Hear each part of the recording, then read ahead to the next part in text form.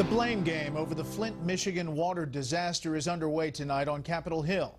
Federal, state, and local officials are all pointing fingers at each other over the crisis that has left high levels of lead in Flint's water and in its children's blood.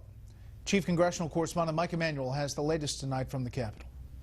The fact that my son had lead poisoning, the city and the MDEQ still continue to tell everyone the water was safe as the EPA sat by and watched in silence. Leanne Walters is the first Flint, Michigan mother whose home registered hazardous waste levels of lead in drinking water.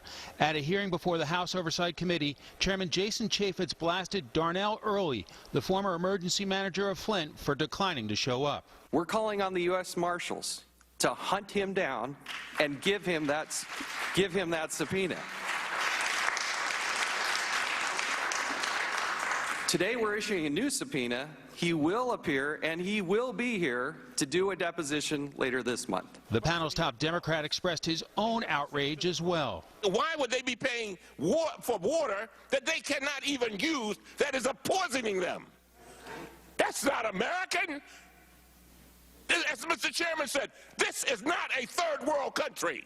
A key Republican noted it would have only taken a small amount of money to properly treat the Flint water. For lack of $80 to $100 a day, it's about $30,000 a year. You know, it wasn't $50 million we heard cited being cut or something. For that much money, we poisoned the kids in Flint, didn't we? An EPA official acknowledged this isn't just a Flint problem.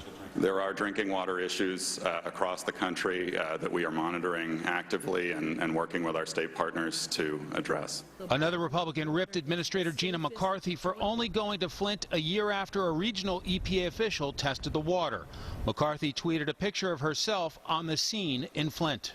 I find it despicable that the Gina McCarthy, the administrator, shows up in Flint yesterday instead of going there immediately. I'm outraged that the EPA continues to allow this type of dishonesty with testing to continue nationally. I believe that they're not enforcing the law. They're not enforcing their own policies. Subpoenas have been issued for that former local and former regional official, and the EPA is expected to turn over documents by the end of the week. Chaffetz says not only should people be fired, but some folks should probably end up in jail. Bret? Mike Emanuel live on the Hill tonight. Mike, thanks. House Oversight Committee Chairman Jason Chaffetz is also putting pressure on the President's Office of Personnel Management over last year's big data hack. Chaffetz has issued a subpoena to the OPM's acting secretary, Beth Colbert, for documents he says she has refused to produce. Colbert's confirmation hearing before the Senate is scheduled for tomorrow.